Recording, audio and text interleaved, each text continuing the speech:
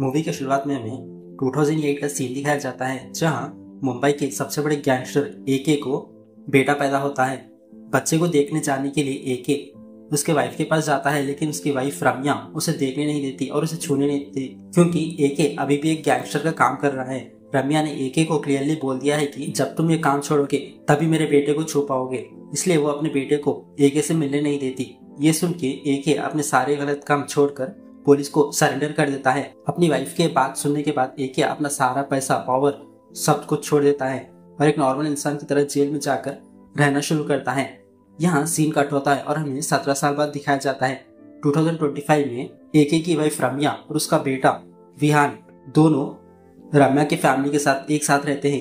एके का बेटा विहान अब कॉलेज खत्म कर चुका है और अगले हफ्ते उसके कॉलेज में कन्वोकेशन है, इसलिए विहान अपनी माँ रम्या से पूछता है कि इस बार तो पापा आएंगे ना, अगर वो मेरे कन्वोकेशन में नहीं आए तो मैं उनसे कभी बात नहीं करूंगा, मैं भूल जाऊंगा कि मेरे कोई पापा है। रम्या अपने बेटे को समझाती है कि पापा बिजनेस में बिजी है लेकिन 3 महीने में वो जरूर आएंगे, लेकिन विहान गुस्से में बोलता है कि मुझे कुछ नहीं पता, कन्वोकेशन में उन्हें आना ही चाहिए। विहान वहां से गुस्से में चले जाता है। तभी एक बात समझ नहीं आती है कि रम्या ने अपने बेटे को कभी नहीं बताया कि उसके पापा एके एक बड़े गैंगस्टर हैं। उसने हमेशा कहा कि पापा बाहर बिजनेस का काम कर रहे हैं। अब रम्या सोच रही है कि आगे क्या होगा।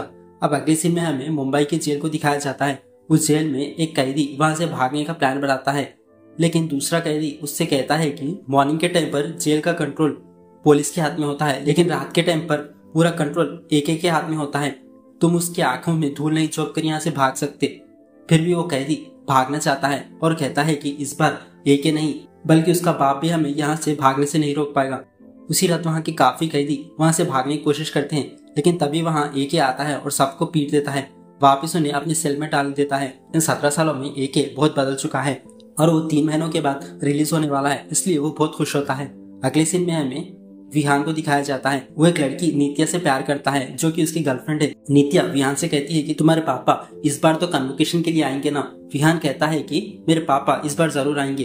दूसरी तरफ रम्या के पापा प्रभु एके को फोन करते हैं और कहते हैं कि मुझे पता है तुम कन्वोकेशन के लिए नहीं आ सकते, लेकिन तुम्हारी वाइफ रम्या ने बहुत उम्मीद लगाई रखी है। तुम्हारा बेटा अगर तुम कन्वोकेशन में नहीं आओगे तो तुम्हारा बेटा बहुत गुस्सा हो जाएगा। एके रम्या के पापा से कहता है कि मैं अब नहीं आ सकता, मुझे रिलीज होने में 3 महीने का टाइम लगेगा। फिर रम्या के पापा प्रभु एके से कहते हैं कि 2 दिन बाद कन्वोकेशन शुरू होने वाला है। फिर हमें 2 दिन बाद दिखाया जाता है कन्वोकेशन शुरू होता है, तब भी एके वहां नहीं आता। ये देखकर विहान कहता है कि मेरा कन्वोकेशन के लिए मेरे पापा नहीं आए, क्या उनके लिए पैसा ही सब कुछ है। विहान अपने दादा से कहता है कि मुझे पापा से बात करनी है। एके जेल में अपना गेटअप बदलकर कोट पहनकर अपने बेटे से वीडियो कॉल पर बात करता है। विहान कहता है कि तुम कन्वोकेशन के लिए तो नहीं आए, अगले हफ्ते मेरा 18th बर्थडे है, अगर उसमें भी तुम नहीं आए तो मैं समझ जाऊंगा कि मेरा पापा कोई नहीं है। विहान गुस्से में एके से बात कर फोन रख देता है। एके को बहुत बुरा लगता है। वो जेल के वार्डन के पास जाता है और कहता है कि मुझे अगले हफ्ते मेरे बेटे से मिलने जाना है, लेकिन मेरी रिलीज डेट अभी तक नहीं आई, उसके लिए 3 महीने हैं, तुम चाहो तो मेरी मदद कर सकते हो। जेल का वार्डन एके की मदद करता है और उसे 3 महीनों से पहले ही रिलीज कर देता है। ये खबर सुनते ही मुंबई के सारे गैंगस्टर हिल जाते हैं। एके जेल से बाहर आता है और सबसे पहले अपनी वाइफ रम्या से मिलने जाता है। यही पहली बार है जब 17 साल बाद हीरो और हीरोइन मिलते हैं, खुशी से बात करते हैं, एयरपोर्ट के लिए निकलते हैं। दूसरी तरफ मुंबई के गैंगस्टर को पता चल जाता है कि एके बाहर आ गया है। वो कहता है कि अब पुराना हिसाब चुकाने का टाइम आ गया है। वो एके की कार को घेर लेते हैं, लेकिन एके वहां से बच जाता है। लेकिन रम्या को बहुत गुस्सा आता है। वो एके से कहती है कि 17 साल बाद तुम जेल से आए, लेकिन अभी भी तुझे गैंगस्टर अटैक कर रहे हैं, तुम अभी भी गैंगस्टर की दुनिया से पूरी तरह से बाहर नहीं आए, जब बाहर आओगे उसी वक्त मेरे बेटे से मिलने आना। ये कहकर रम्या एयरपोर्ट के अंदर चली जाती है। एके बाहर एयरपोर्ट के उदास बैठा होता है। वो सोचता है कि इसका कोई अंत होना चाहिए। वो कार लेकर गोदाम में जाता है। गोदाम में ढेर सारे गन्स और गैंगस्टर इस्तेमाल करने के सारे सामान होते हैं। ये देखकर एके का आदमी टाइसन कहता है कि अब पुराना रेड ड्रैगन वापिस आ रहा है। फिर एके टाइसन से कहता है कि मुंबई के सारे गैंगस्टर को एक जगह बुलाओ। वहाँ सारे गैंगस्टर वहाँ आ जाते हैं। वहाँ एके उन गैंगस्टरों से कहता है कि अब मैं तुम्हारे रास्ते नहीं आऊंगा, मैं अपने परिवार के साथ रहना चाहता हूँ, आगे से कोई पंगा नहीं होना चाहिए, मैं बस ये सब खत्म करना चाहता हूँ। तभी एके को रम्या का फोन आता है। रम्या कहती है कि विहान को किसी ने किडनैप कर लिया है। मैं जानती हूँ कि जब तुम बाहर आओगे कोई ना कोई प्रॉब्लम होगी। शायद तुम्हारे पुराने दुश्मन ने हमसे बदला लेने के लिए विहान को किडनैप किया है। 17 साल से मैं चैन से जी रही थी, लेकिन तुम आए और मेरी जिंदगी बर्बाद हो गई। अब मेरी जिंदगी में दखल मत देना। ये कहकर रम्या फोन काट देती है। ये सुनकर एके गुस्से में आता है और सारे गैंगस्टर्स को पूछता है कि मेरे बेटे को किसने उठाया है, और वो सारे गैंगस्टर को वहां पर पीटना शुरू कर देता है। थोड़ी देर बाद रम्या के भाई का फोन आता है। वो कहता है कि विहान मिल गया है। इसमें मुंबई के गैंग्स का कोई हाथ नहीं, बल्कि पुलिस ने उसे अरेस्ट कर लिया है। विहान अब पुलिस के पास है। तुम जल्दी यहाँ पर स्पैन आ जाओ। एके अपने बेटे के पास जाता है। पहली बार है जब एके अपने बेटे विहान को देखता है। वो पुलिस स्टेशन में है। विहान इसलिए अरेस्ट हुआ है कि विहान के पास कार में ड्रग्स मिले थे। पुलिस ने उसे ये देखकर अरेस्ट कर लिया था। वहीं पर रम्या एके को देखकर कहती है कि तुम जेल से आए और मेरा बेटा जेल में चले गया। आज तुम्हारी वजह से मेरा बेटा जेल में है। ये बोलकर गुस्से से रम्या वहां से चली जाती है। एके अपने दोस्त से कहता है कि मैंने जिंदगी में बहुत गलतियां की, लेकिन कभी भी इतना दर्द नहीं हुआ। लेकिन अपने बेटे को ऐसी हालत में देखकर मुझे बहुत दर्द हो रहा है। इसकी हालत का जिम्मेदार मैं हूँ क्या। फिर हम सीन कट होता है। अब हमें जॉनी को दिखाया जाता है। वो एक शिप में लड़कियों के साथ पार्टी कर रहा होता है। जॉनी भी एक गैंगस्टर है। वो एक राउडी को पकड़कर कहता है कि तूने मेरे पापा को मारा था ना, इसलिए मैं भी तुझे मारूंगा। मैं इतने साल इंतजार कर रहा था कि तुझे उसी दर्द से मारूं जिस तरह मेरे पापा मरे थे। फिर जॉनी वो राउडी को गोली मार देता है। फिर हमें अगले सीन दिखाया जाता है। एके विहान से मिलने जेल जाता है। वो कहता है कि 17 साल मैं तुझे फोन पे बात करता रहा, लेकिन अब तू मेरे सामने है, फिर भी मैं तुझे गले नहीं लगा पा रहा हूँ। फिर एके विहान से पूछता है कि तेरी हालत का जिम्मेदार मैं हूँ क्या। उस दिन क्या हुआ था मुझे बताओ। मुझे पता है तुम ड्रग्स नहीं करते। इसके पीछे कौन है? अगर तुझे कुछ भी याद है तो मुझे बताना। विहान उस दिन क्या हुआ एके को बताता है। वो कहता है कि मैं नित्या से प्यार करता हूँ। बर्थडे के लिए जब माँ बॉम्बे आई थी, मैं और नित्या लॉन्ग ड्राइव पे गए थे। तभी 3-4 गैंगस्टर आए थे। उन्होंने हमें बंद कर दिया, नित्या को मार दिया और उसे वहीं पर खत्म कर दिया। और मुझे उन गैंगस्टरों ने ढेर सारे ड्रग्स दिए थे और मैं ड्रग्स में था। इसके बाद मुझे कुछ याद नहीं। ये बोलकर विहान अपने पापा को बताता है। फिर विहान एके से कहता है कि मुझे पता है पापा, आप भी एक गैंगस्टर हो। एके कहता है कि हाँ, मैं इतने साल जेल में था, मैं गैंगस्टर था, लेकिन अब मैं बदल चुका हूँ और मैंने वादा किया था कि तेरे बर्थडे पे मैं जरूर मिलूंगा। अब मैं ये वादा करता हूँ कि तेरे बर्थडे से पहले मैं तुझे यहाँ से जेल से निकाल दूंगा। और वो विहान को तसल्ली देता है और वहां से चले जाता है। विहान की बात सुन के एके सारे सीसीटीवी फुटेज चेक करता है और वो कौन लोग हैं उनका पता लगाता है और वो लोगों का पीछा करता है। उन्हें ढूंढकर वो लोगों को पीटना शुरू कर देता है। उनमें से एक गैंगस्टर बताता है कि वो डार्कुल्स गैंग के कहने पर उसके बेटे को किडनैप किया था। एके का दोस्त कहता है कि मुझे डार्कुल्स गैंग के बारे में पता है। ये स्पेन में मनी लॉन्ड्रिंग का काम करते हैं। स्पेन के गवर्नमेंट के लिए ये सबसे बड़े गैंगस्टर है और ये डार्कुल्स का मालिक पाब्लो है। वो यूरोप के गैंगस्टर्स का इलीगल पैसा एक सीक्रेट लोकेशन में बैंक की तरह रखता है।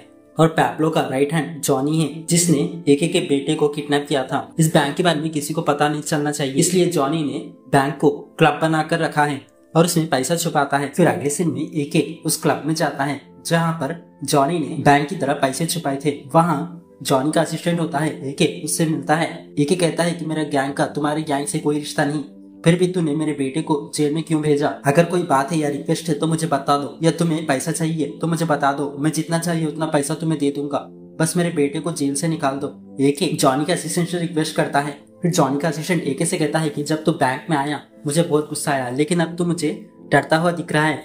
मुझे तुझे देखकर तुझ पर तरस आ रहा है। मैं जॉनी से बात करता हूँ। वो जॉनी को फोन करता है। जॉनी कहता है कि पहले उसकी फोटो भेज। वो फोटो भेजने के बाद जॉनी उसे स्पेन के गैंगस्टर ग्रुप में भेज देता है। वो फोटो देखकर सारे गैंगस्टर ग्रुप छोड़ना शुरू कर देते हैं। ये देखकर जॉनी डर जाता है कि क्योंकि ये नॉर्मल आदमी नहीं दिख रहा है। जॉनी अपने असिस्टेंट से कहता है कि उसकी ठीक से जांच करो और उसकी इंफॉर्मेशन निकालो। फिर जॉनी का असिस्टेंट उससे कहता है कि ये कोई बड़ा आदमी नहीं बल्कि एक नॉर्मल बिजनेसमैन है जो अपने बेटे के लिए आया है। फिर जॉनी कहता है कि उसे तुरंत वहां से भेज दो। जॉनी का असिस्टेंट सोचता है कि इससे पहले पैसा निकलवाते हैं, फिर यहाँ से भेज दूंगा। फिर वो एके से कहता है कि जॉनी तेरे बेटे को छोड़ने के लिए तैयार है, मैं अपना नंबर देता हूँ, उसमें पैसा ट्रांसफर कर दे। फिर जॉनी का असिस्टेंट एके को नंबर बताता है। एके फोन लेता है और वापस उसको दे देता है। वो फोन देखकर उसका असिस्टेंट शॉक हो जाता है क्योंकि एके ने ऑनलाइन जॉनी के असिस्टेंट के बैंक से सारा पैसा अपने बैंक में ट्रांसफर कर दिया है। तभी कॉल में जॉनी उसके असिस्टेंट से कहता है कि एके को वहीं मार दो। और वहाँ सारे गैंगस्टर्स गन लेके आते हैं और एके को मारना शुरू कर देते हैं, लेकिन एके सबको किसी तरह मार देता है। एके गुस्से में पूरे बैंक को ब्लास्ट कर देता है और सारे लॉकर रूम को बॉम्ब लगा देता है। ये देखकर जॉनी परेशान हो जाता है। वो कहता है कि अगर तूने हमारे लॉकर बंद किया तो मेरा ओनर मुझे मार देगा। तुझे अपना बेटा चाहिए ना, मैं अपनी जान देकर भी तेरे बेटे को उस जेल से निकाल दूंगा। जॉनी समझ जाता है कि उसने गलत आदमी से पंगा लिया है। वो एके को वीडियो कॉल करता है और कहता है कि सॉरी, मैंने तेरे बेटे को फंसाया था, मैं उसे बाहर निकलवा दूंगा। फिर एके कहता है कि मुझे पता है तू मेरे बेटे को बाहर निकलवाएगा, लेकिन ये बता कि तूने उसे जेल में क्यों डाला और तूने उसे ड्रग्स केस में क्यों फंसाया। तेरी पूरी जानकारी मेरे पास है। तूने वाली फिल्म तो देखी है ना, उसमें एक नहीं बल्कि दो लोग होते हैं, इसी तरह तू भी एक नहीं बल्कि दो है। यहाँ एक बड़ा ट्विस्ट रिवील होता है कि जॉनी का ट्विन भाई है जिसका नाम जैमी है। जैमी एक पागल वाला साइको जैसा आदमी है। दुनिया के लिए सिर्फ जॉनी एक ही गैंगस्टर है, लेकिन उसका भाई जैमी बहुत खतरनाक है। जैमी के बारे में दुनिया को पता नहीं, लेकिन एके को ये बात मालूम होती है। फिर जॉनी जैमी को बुलाता है वीडियो कॉल में। जैमी एके से कहता है कि मैं मानता हूँ तू बड़ा गैंगस्टर है, लेकिन मेरा तुझसे कोई झगड़ा नहीं, मेरा झगड़ा तेरी वाइफ से। फिर हमें छोटा सा फ्लैशबैक दिखाया जाता है। कुछ साल पहले जैमी ड्रग्स का एडिक्ट था और उस केस में अरेस्ट हुआ था। उसने एक लड़की का मर्डर भी किया था। तब रम्या जैमी के पास गई और एक माँ की तरह बिहेव कर उसकी सारी गलतियां उसके मुंह से रिकॉर्ड कर ली और जैमी अपनी सारी गलतियां अपने मुंह से बोलता है। वो बात रम्या रिकॉर्ड कर लेती है। उस रिकॉर्डिंग को कोर्ट में पेश कर जैमी को जेल भेजती है। जेल से बाहर आने के बाद जैमी ने रम्या से बदला लेने के लिए विहान को ड्रग्स केस में फंसाया और जेल भेज दिया। जैमी को बदला लेने की आदत है, लेकिन जॉनी को सिर्फ पैसा चाहिए। ये सब बताने के बाद जैमी एके से कहता है कि तेरा इस केस में कोई लेना देना नहीं, मेरा झगड़ा तेरी वाइफ से है। एके कहता है कि क्या बात कर रहा है तू, मेरा लेना देना नहीं, मैं अपना पूरा बिजनेस अपने वाइफ और बेटे के लिए छोड़ दिया था। अगर तूने उन्हें कोई भी तकलीफ दी मैं चुप कैसे रहूंगा। एक बार तूने हाथ लगा कर दिखा, फिर मैं तुझे बताऊंगा। फिर एके जॉनी और जैमी से पूछता है कि तुम्हें बैंक चाहिए या तुम्हारा आदमी। जॉनी कहता है कि मुझे बैंक चाहिए। जैमी कहता है कि उसका आदमी उसे चाहिए। दोनों आपस में लड़ते हैं। एके कहता है कि तुम दोनों लड़ते रहो, मैं तुम दोनों को एक ऑप्शन देता हूँ, ए या बी।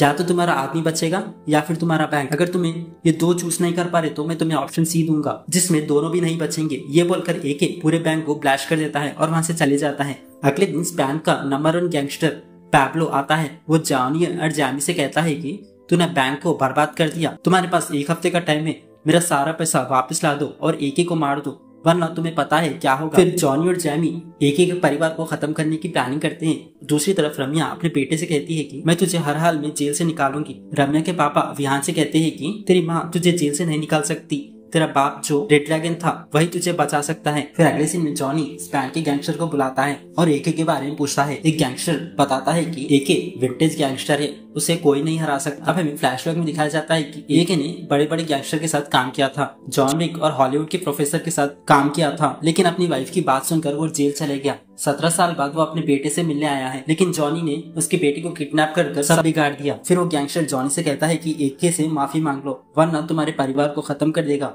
दूसरी तरफ विहान के ड्रग्स केस के साथ नित्या का मर्डर केस भी जोड़ दिया जाता है। नित्या के मर्डर के इंजाम में विहान को नॉर्मल जेल से सेंट्रल जेल भेज दिया जाता है। ये जानकर जैमी अपने गैंग को बुलाता है और कहता है कि कल जब विहान को दूसरी जेल में ले जाया जाता है तब तुम उसे मार देना। साथ ही एक दूसरे गैंग को भेजता है रम्या को मारने के लिए। अब एक गैंग विहान को मारने के लिए जेल के रास्ते पर चले जाती है और एक गैंग रम्या को मारने के लिए जाती है। जॉनी एके को फोन करता है, कहता है कि तो अपने आप को बड़ा गैंगस्टर समझता है ना, कल हम तेरी बीवी और तेरे बेटे को मार देंगे, अब तो किसको बचाएगा, ऑप्शन ए या ऑप्शन बी।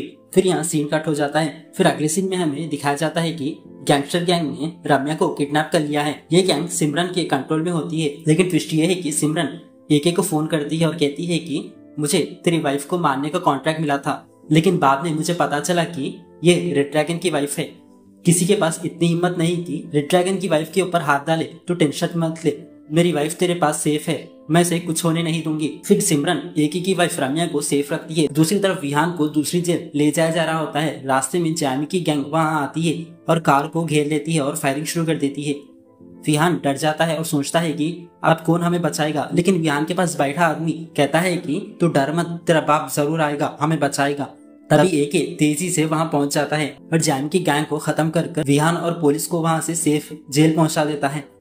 जैमी और जॉनी समझ जाते हैं कि अगर यहाँ रहे तो एके हमें मार देगा। वो अपने स्टीमर में बैठकर वहां से भागते हैं। सिमरन एके को फोन पे बताती है कि जॉनी और जैमी स्टीमर पे है। फिर एके स्टीमर के अंदर जाता है। वहाँ बड़ा ट्विस्ट खुलता है कि जब जामी की गैंग ने विहान और नित्या पर गोलियां चलाई थी जब नित्या नहीं मरी थी। अब यहाँ नित्या जामी के साथ डांस कर रही होती है। फिर हमें पता चलता है कि जामी और नित्या काफी सालों से एक दूसरे से प्यार करते हैं। जामी ने रम्या से बदला लेने के लिए नित्या को विहान के पास भेजा और नित्या ने नाटक किया कि नित्या मर गई है, लेकिन विहान पर नित्या का मर्डर केस लगा था।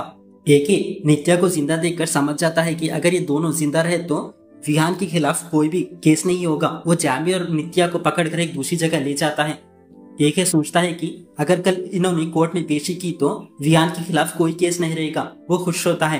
तभी रम्या एके के पास आती है, कहती है कि ये सब तुम्हारी वजह से हो रहा है, तुम यहाँ से चले जाओ। मैं एक लॉयर हूँ, मुझे पता है मैं अपने बेटे को कैसे निकालना है। फिर रम्या कहती है कि मैं अपने बेटे को लीगली बाहर निकलवाऊंगी, प्लीज तुम्हारी वजह से मेरा बेटा आज जेल में है, हमें खुशी से जीने दो और तुम ये देश छोड़कर चले जाओ। रम्या की बात सुनकर एके देश छोड़कर चले जाता है। दूसरी तरफ जॉनी को पता चलता है कि जॉनी और नित्या को एके ने पकड़ लिया है। वो बड़ी मुश्किल से जामी और नित्या को छुड़ाकर भाग जाता है। भागते वक्त जामी रम्या को देखता है।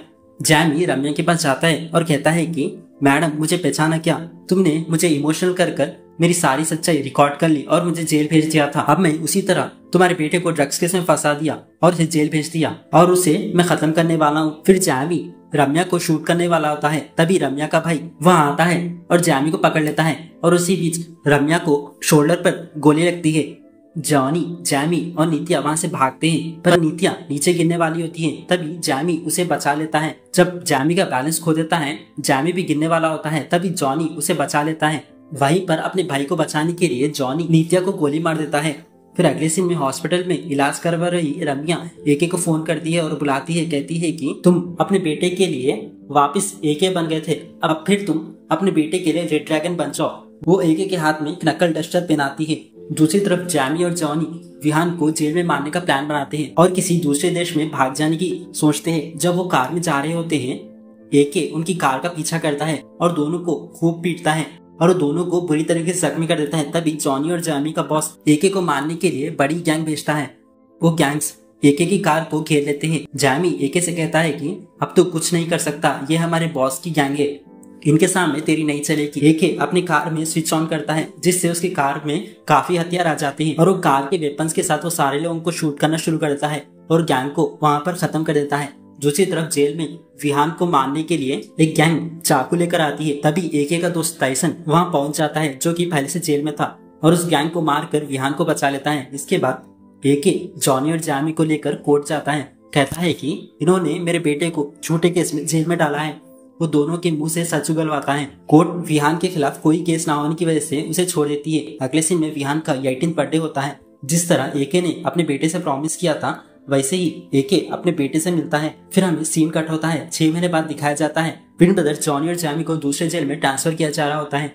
जामी जॉनी से कहता है कि ये सब मैंने प्लान किया है, जब हम दूसरी जेल में जा रहे होते हैं तब हमारे गैंग्स हम पर हमला करेंगे और हम वहां से भाग जाएंगे, तो तैयार रहना। जब जॉनी और जामी को दूसरे जेल ले जा रहा होता है तभी उन लोग का आदमी रॉकेट गन से हमला करता है और वो रॉकेट गन उनके व्हीकल पर गिर जाती है। ट्विन ब्रदर्स वो पुलिस की वैन से बाहर निकलते हैं और भागने की कोशिश करते हैं, लेकिन तभी एके वहां आता है और मिशन गन लेकर उन्हें कहता है कि मैं तुम्हें एके की तरह जेल भेजने जा रहा था, लेकिन अंदर का रेड ड्रैगन शांत नहीं रह सकता, उसे शांत करने के लिए तुम्हें मारना होगा।